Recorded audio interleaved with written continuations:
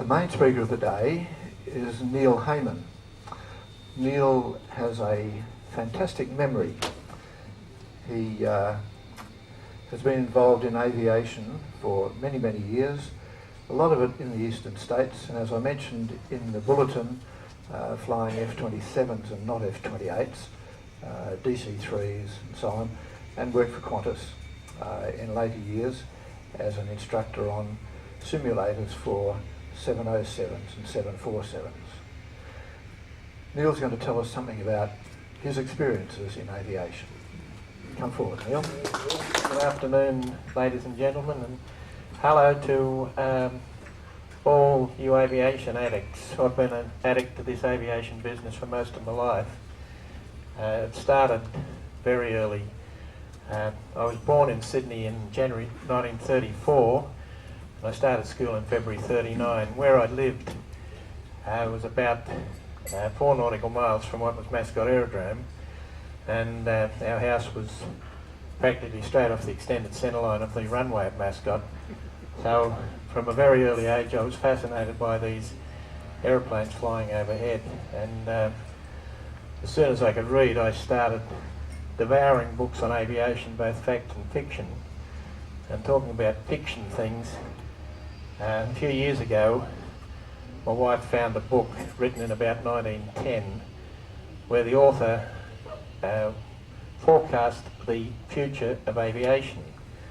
Unfortunately, he got it a bit wrong. He forecast that eventually aeroplanes would probably fly at about 100 miles an hour, and he also said that in his opinion this aviation thing wouldn't last very long because he couldn't see any way that anybody would build an aeroplane that would get off the ground with more than 1 or 2 people in it, and he thought that it would be a passing fantasy for the aristocracy who got bored with fox hunting. Now, I guess we all know that he was way out on that because I guess most of us here have flown in the granddaddy of them all, the Boeing 747, which gets along at about 600 miles an hour depending on which way the wind's blowing and that sort of thing, and it weighs, well, in the case of the Qantas aeroplanes, about 400,000 kilograms, which is about 880,000 pounds, but some of the other operators fly the 747s at weights up to close on 1 million pounds. And we've got the A380 coming along, which is going to be even heavier.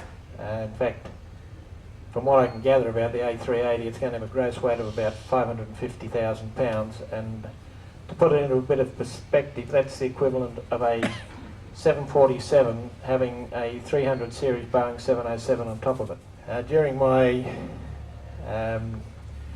flying days, I had a bit of flying on a couple of aeroplanes that became famous during World War II. Unfortunately, I didn't get to fly a lot of time on the DC-4, the DC-3s. I did a bit over 1,000 hours, and I did about 2,500 hours on the Sandringham flying boats, which were a version of the Sunderland. In fact, the 2 aeroplanes that I flew during my time with Ansett Flying Boat Services started life as Sunderlands. One of them, which was registered Bravo Romeo Charlie here in Australia, had started life in December 1938 with RAF Coastal Command as a Sunderland, and survived right through the war.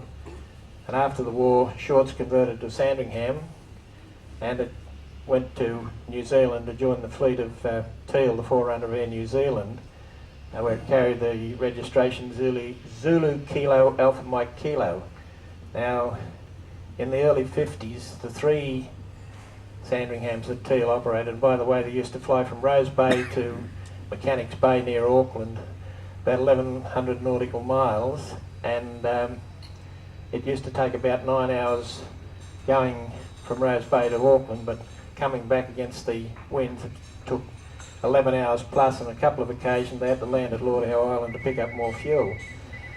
The 3 aeroplanes ended up with Barrier Reef Airways, which is the forerunner of Ansett Flying Boat Services, and unfortunately, the other two were written off, one in an accident taking off on the Brisbane River at night time where the pilot lost control, hit a dredge. Unfortunately, nobody was injured, but the aeroplane was written off.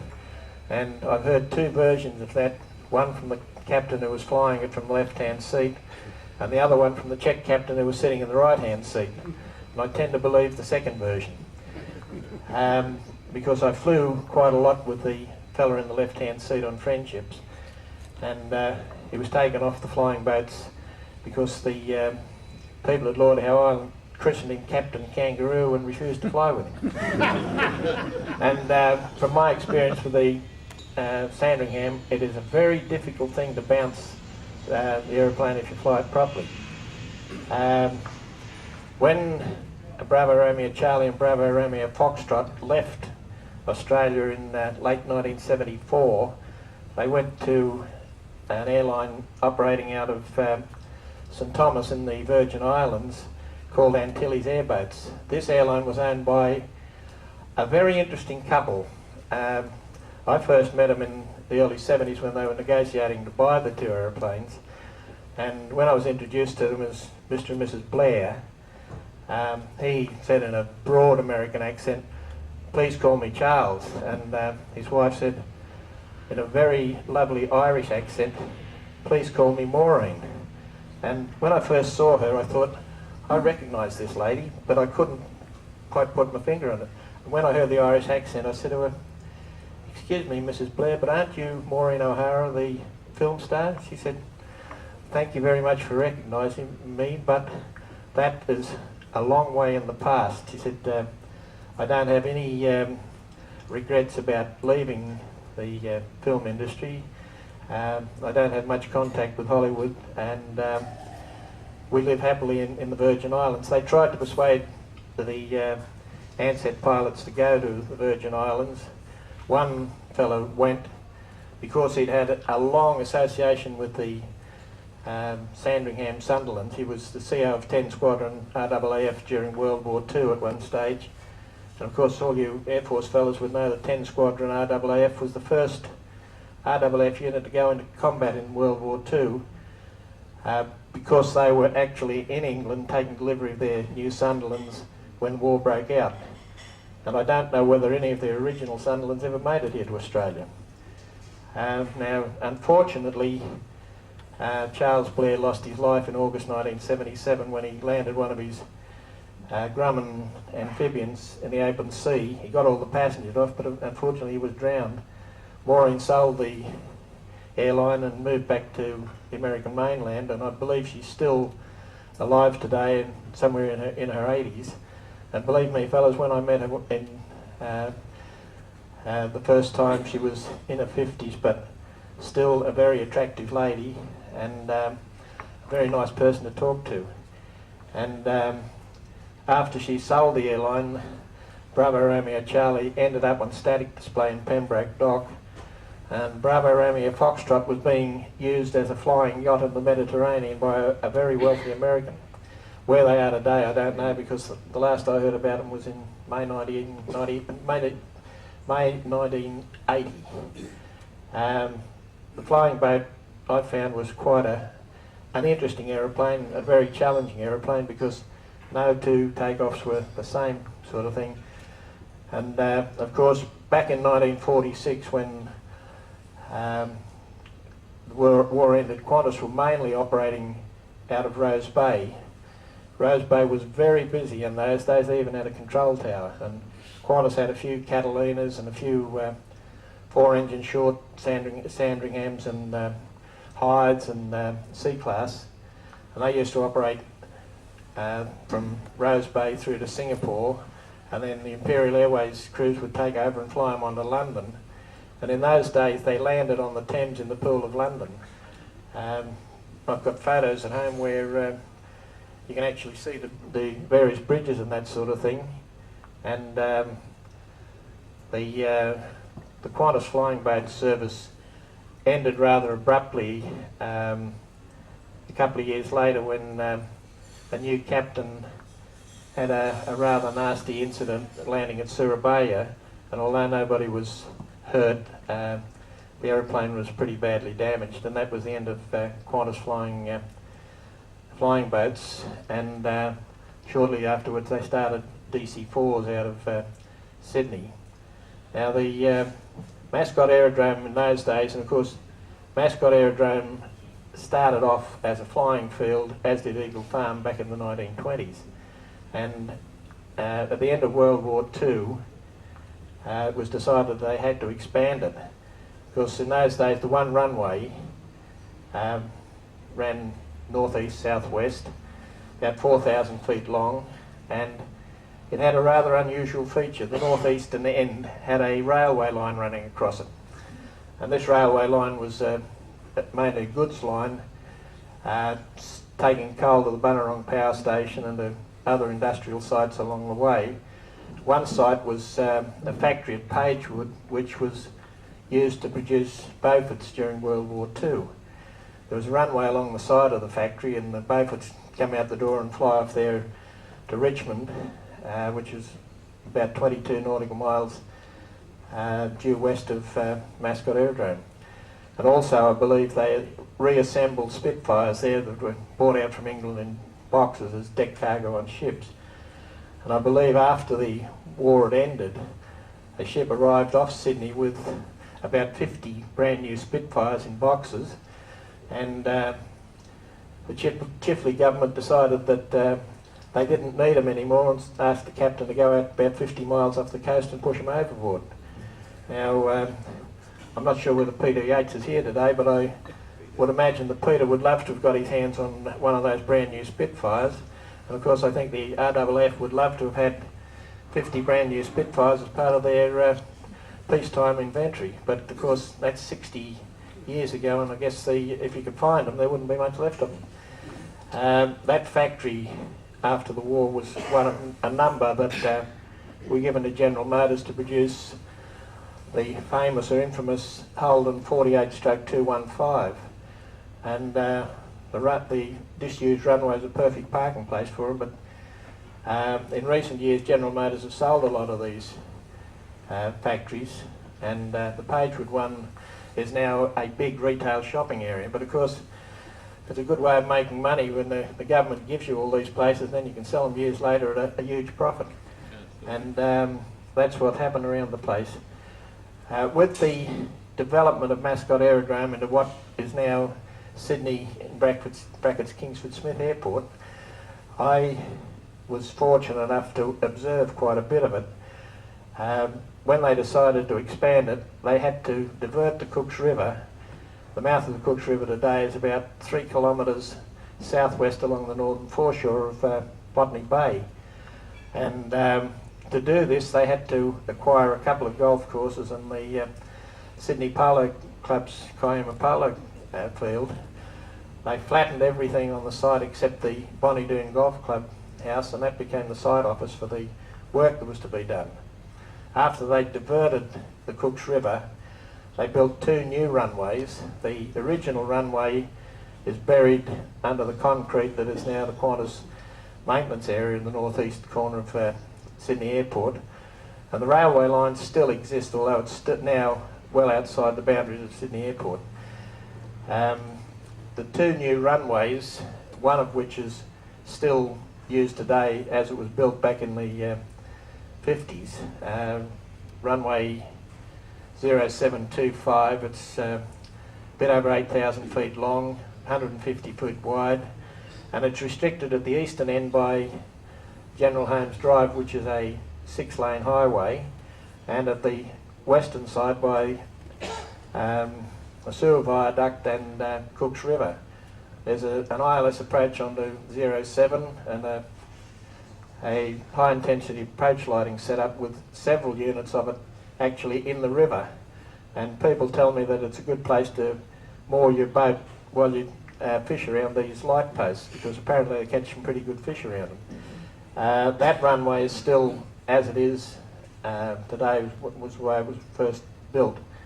The other runway that they built was runway 1634, and it was restricted to about 5,500 feet in length, 150 foot wide. The river at the northern end and the General Holmes Drive at the southern end. When I started work with TA in the mid-50s as a traffic officer, that was the way the place was configured.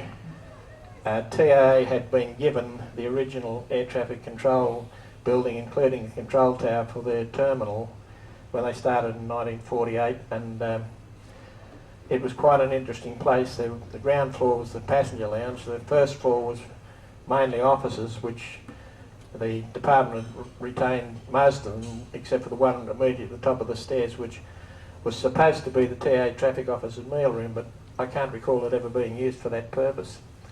The top floor, the old control tower, became the TA pilot's lounge, and the switchboard was also located there. And I think the girls operating the switchboard loved to chat to the pilots while they were waiting for their aircraft to come in and that sort of thing.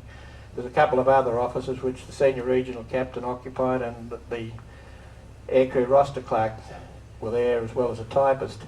Then at the back of the building there was a couple of other rooms which were used by the hostess port supervisor for her office, and the hostess lounge. And I guess, like many other traffic officers at TA at the time, climbed those 2 flights of stairs on more than one occasion looking for hostesses who should have been on their aircraft. Whenever we tried to ring them on the telephone, the phone in the hostess port supervisor's office and the hostess lounge seemed to be engaged. In the early 1960s, TA created a new position which they referred to as a movement liaison officer, and I was one of the first to have that exalted title. We had a big office in the traffic office with a big picture window looking out over the tarmac, and among other things we looked after the pilots and flight engineers roster, and kept an eye on things, maintaining schedule and that sort of thing. But one of the big pluses was an intercom system was installed so that we could communicate with anywhere on the airport that needed to be updated on aircraft delays and that sort of thing. And just by pressing one switch on the master box, we could talk to everybody at once. My wife, in 1965, moved from Adelaide to Sydney and worked in the hostess port supervisor's office as an administrative hostess, and she hated that little intercom box, didn't you, Anne? And every time I'd send out a call over the box and Anne was on duty, my phone would ring and a very polite English voice would say, "You know I don't like talking to that box, would you please tell me what you said?" But anyway, it didn't upset her much because we've been married for over 40 years now. And I guess that was one big benefit with working for TAA, because I don't think I'd have met Anne otherwise. Anyway, in the mid-60s, after being turned down by TAA for a job as a pilot, I got a job with Airlines in New South Wales, quite by accident. One Friday night, an Airlines New South Wales first officer I knew very well came into my office and asked if I could arrange for him to go back to Melbourne on the Sunday. And I asked him what was going on. He said, there's 4 of us are about to resign. We're doing an electric course with TA and we're going to Cathay Pacific.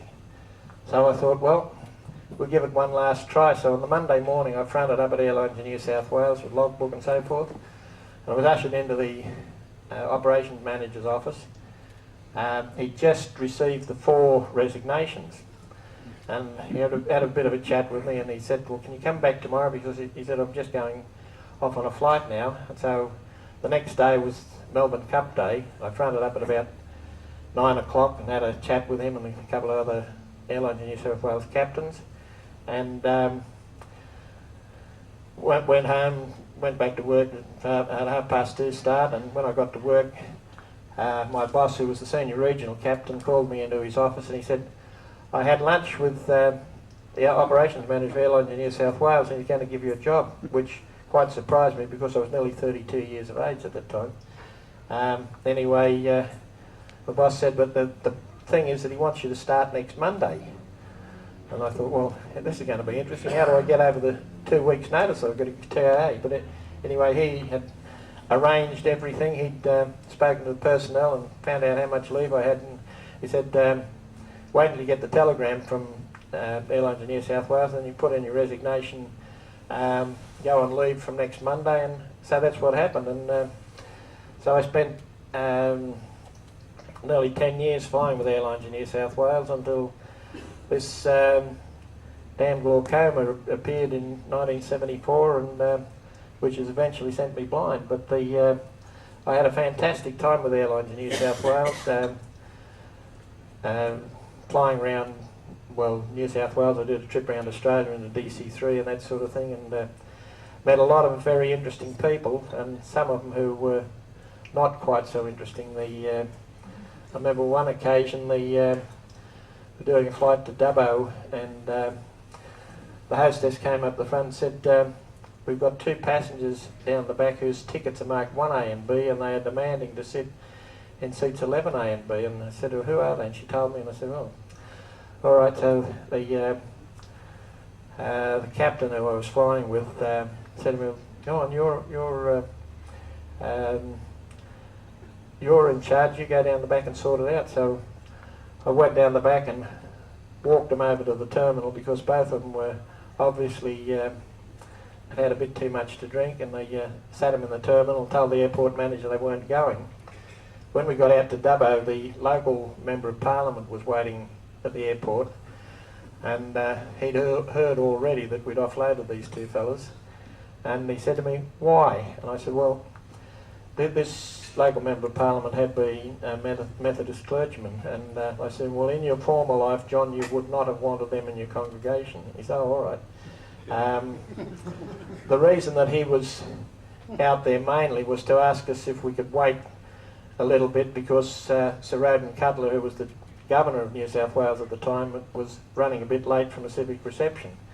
Now, he used to travel all around New South Wales with us, even across to Lord Howe Island, so we knew him very well, and because of his war injuries, they drove his car up to the steps of the aircraft and let him off there, and when he came to the steps, he said to me, oh, hello Neil, I believe you left so-and-so behind in Sydney. And so how the word spread so quickly, I don't know. But anyway, when we got back, they'd called out another crew to fly these pair out to Dubbo. And when we told them what had happened, they went and said to the airport manager, we're not taking them either. Now, a couple of days later, I bumped into Reg Ansett on the tarmac, and he said, bloody good show, Neil. Now, a lot of people might find it very difficult to believe, but Reg Ansett was a fantastic fellow to work for. Unless a pilot had started in the previous couple of days, Reg knew every one of us by name, and on one occasion, he, towards the end of the flying boat service to Lord Howe Island, he went over there to explain to the islanders why the flying boats were finishing. And when he arrived down at Rose Bay, both flying boats were going over, and the first officer on the other one had been the chief mechanic for Ansett Pioneer, and part of his job was to look after Reg's car and make sure it was available whenever Reg wanted it. Anyway, Reg walked into the back of the terminal, and he said to me, God, what are you doing here? To this former mechanic. Then he turned to me and he said, Neil, is he any good? I said, well, I don't know, Reg, but he's still fine for us anyway. But I had a really fascinating time with Airlines in New South Wales, because sometimes on the friendships, for instance, we do 7 or 8 landings in a day's work, and also that happened on DC-3s as well. But a couple of the captains that we flew with, they would do the first flight of the day, and the lucky fellow sitting in the right-hand seat did the rest. And believe me, the fellas that had this attitude didn't need the practice. They were damn good pilots, and their attitude was that the only way first officer is going to improve his skills is to actually fly the aeroplane, which most of us appreciated. The one funny experience that I had was one of the fellows who'd been a first officer when I joined the company was promoted to captain, and he'd been a captain for about a month when I flew with him, and he told me that he had spoken to all the more experienced captains to see who among the first officers he could safely leave on their own on the flight deck while he went down the back. Anyway, he finished explaining all this to me, and then he got up out of his seat and disappeared. So I guessed that I was on the good list. But I had some very interesting times with some of the people that I met. Like during my time as a traffic officer with TAA back in 1958, a lovely lady whose real name is Linda Butler came in from the States on a Qantas Constellation after flying from San Francisco via Honolulu and Nandi to Sydney without having a stopover at anywhere along the way. And when she walked into the TAA terminal, she looked as if she'd just had a good night's sleep in a plush hotel. She was immaculately groomed, and of course the world knew that lady as Ava Gardner. And believe me, fellas, she looked even better in real life than she did on the movie screen. And she hated Melbourne. She was out here filming on the beach, and she hated Melbourne. Every opportunity she would fly up to Sydney for a few days, and the rumours that we heard about her being a good party girl and that sort of thing, there was a thing in Melbourne newspaper during that time about her putting on a barefoot dancing performance in a hotel. But at the time she was supposed to have done this, she was in the Hotel Australia in Sydney. Now the media does get things wrong. When the decision was made to extend Sydney Airport to what it is today with the runway 1634 going out into Botany Bay, we were taking off and landing over the head of all the works all the time, so we saw what was going on. And there was a great battery of trucks constantly bringing huge rocks onto the site and dropping them into the bay, and eventually what you see today appeared out of the water. The initial extension was to 9,500 feet, and they had to build a bridge across the General Holmes Drive, and it consisted of 2 tunnels for east and westbound traffic because each direction was 3 lanes, and they had a set of traffic lights at the entrance to each of the tunnels so that the control tower could stop motor vehicles entering the tunnel in the event of emergency.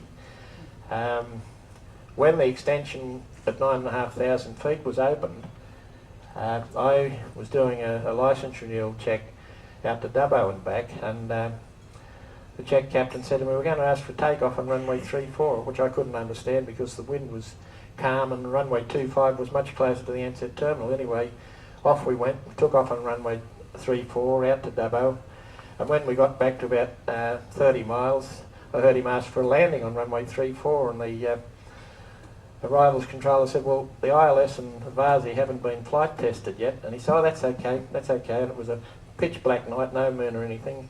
I think they were worried about the approach over the water. Anyway, we landed on runway 34, and after we turned off, switched to surface movement control, they said, "Congratulations, Foxtrot November Papa, you're the first aircraft to take off and land on the new runway."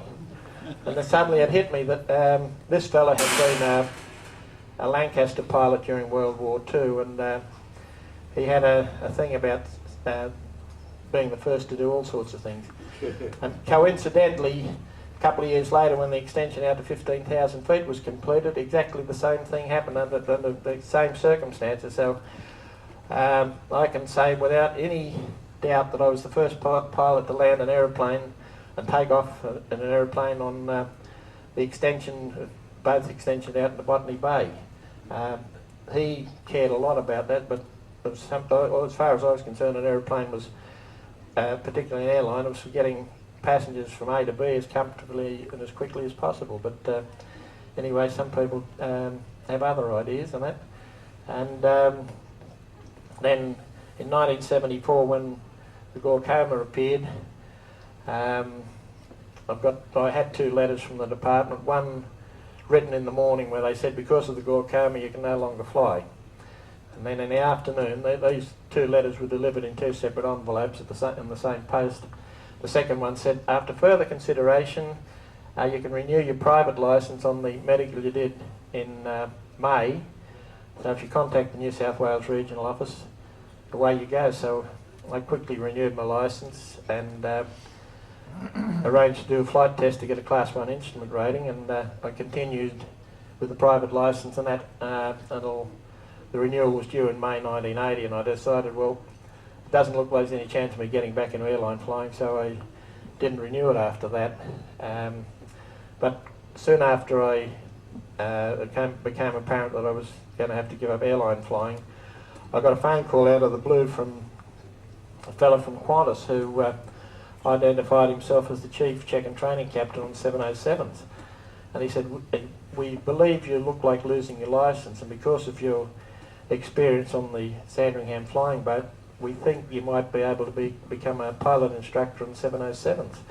So I went and had a talk to him, and we had a couple of hours in the simulator, and he said, yeah, you'll be right, when can you start? And I was on sick leave from Airlines in New South Wales, so I went round and had a talk with them, and the operation manager said, well, it's going to be a benefit for us to keep you in flying practice anyway, won't it? So I started with Qantas a couple of days later. I did a medical for superannuation purposes, and the Qantas chief medical officer said to me, I can't see why you can't continue flying. He said, as far as I'm concerned, he said, you still meet visual standard 1 and medical standard 1.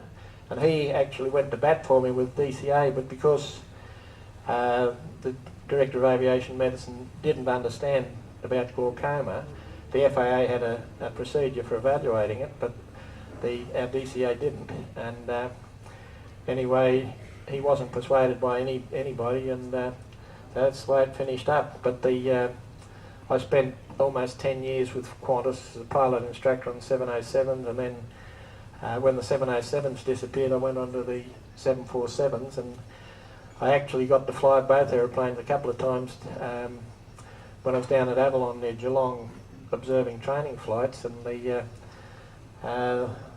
flying the actual aeroplane is exactly the same as flying the simulator. The aeroplane behaves exactly the way the simulator does, and if you do everything in the aeroplane the way you do it in the simulator, it works out spot on.